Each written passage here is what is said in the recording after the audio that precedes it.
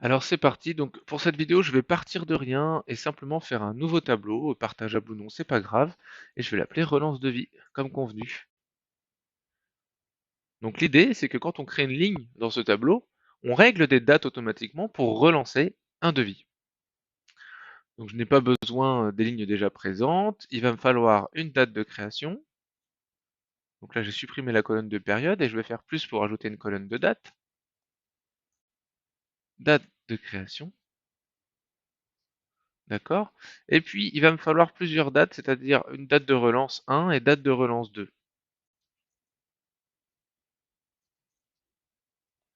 Moi, j'aime bien dupliquer la colonne, comme ça je gagne un petit peu de temps pour les créer. Voilà, par exemple. L'idéal, je trouve, c'est d'avoir une colonne de statut entre les deux. Comme ça, on va pouvoir suivre si la relance a été envoyée ou non.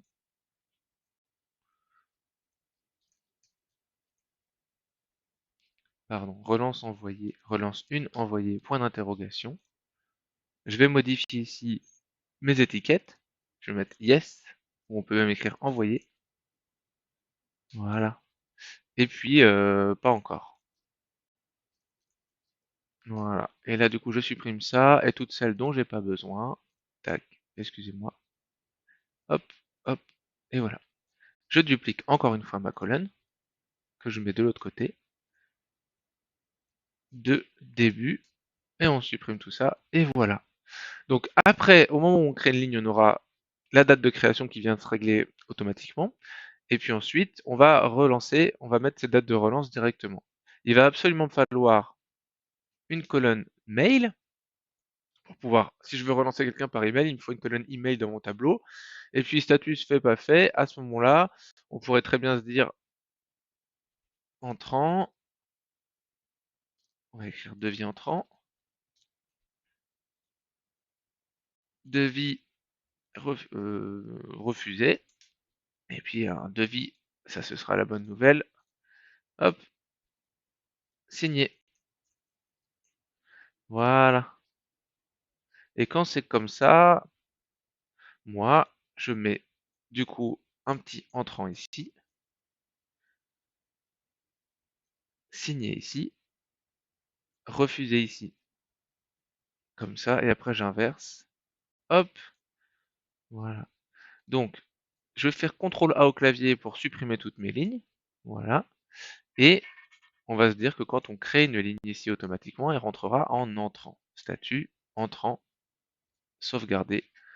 D'accord? Personne, je n'en ai pas besoin. Tac. Donc ça veut dire que si je crée une ligne ici, le statut devrait se régler en entrant automatiquement. Et puis je vais pouvoir supprimer les étiquettes que j'ai pas besoin à nouveau pour simplifier. Donc je serai entrant, refusé, et là je mets une petite couleur rouge, ou signé. OK?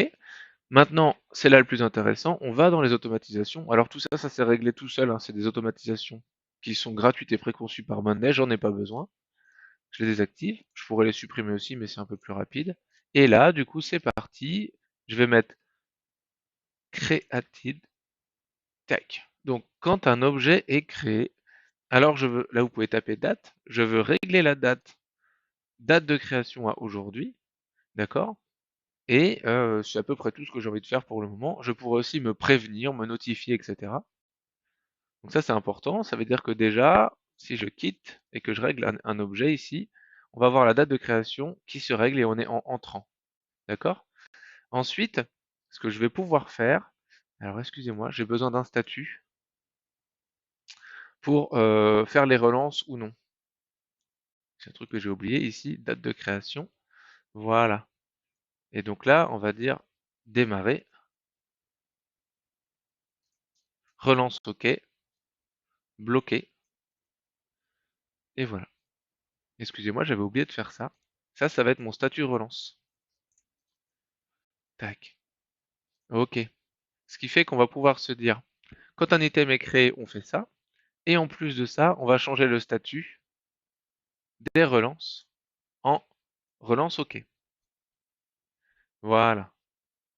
Maintenant, on va dire que quand, là ça devient un tout petit peu plus complexe, mais c'est pas quand même sorcier. Quand relance passe en OK, alors je vais pouvoir régler des dates. Tac. date relance 1 à today. Je retape date, je vais pouvoir régler date relance 2 à today.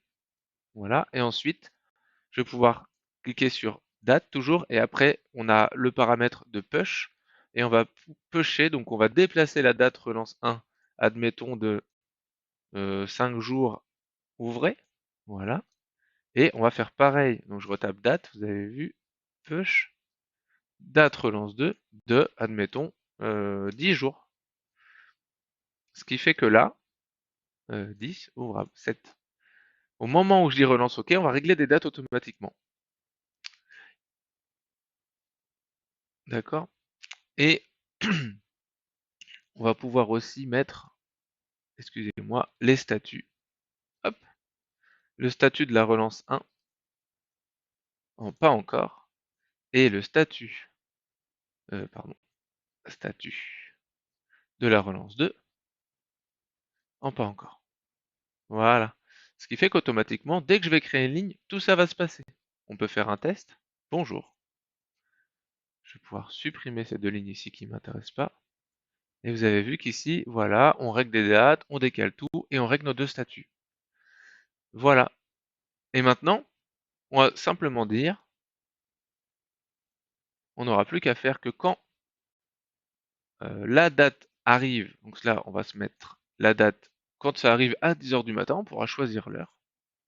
Quand la date relance 1 arrive, on va pouvoir send un email. Moi, j'utilise Gmail pour ça. Hop. Et du coup, on va pouvoir écrire relance de vie, 3 petits points, etc. Voilà, voilà. À. Et on va prendre une colonne d'email à cet email. D'accord? On va mettre un seulement si le statut relance est relance OK.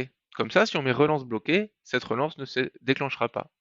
Et ensuite, dernière chose, on va régler le fait que la relance 1 a été envoyée. Voilà une relance automatique à la date de relance 1. J'ai plus qu'à la dupliquer pour faire la même chose pour ma relance 2. Des fois, ça me met un petit peu de temps ici. Allez, pépère. Voilà. Relance 2. Relance OK. Pareil, email. Et on mettra relance 2 ici. Envoyer. Et on peut changer d'email. Voilà. Ça veut dire que dorénavant, je sais que le 11 septembre, puis le 18 septembre, l'email qui est ici, que quand je l'aurai rempli, sera relancé 2 fois, seulement si relance est en relance OK. Et ensuite, j'ai plus qu'à régler des automatisations sur mon statut qui vont faire que je change de groupe quand mon statut change. S'il passe en refusé, je change mon groupe en refusé et je vais dupliquer cette automatisation pour faire pareil si on passe en accepté.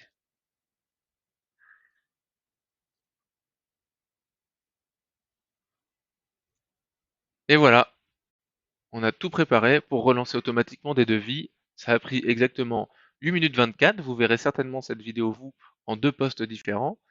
Mais j'espère que c'était intéressant. De mon côté, j'utilise énormément ça sous format 3 relances pour relancer des contacts clients et des devis, ce qui me permet d'envoyer des emails sans que je le fasse moi-même. À bientôt!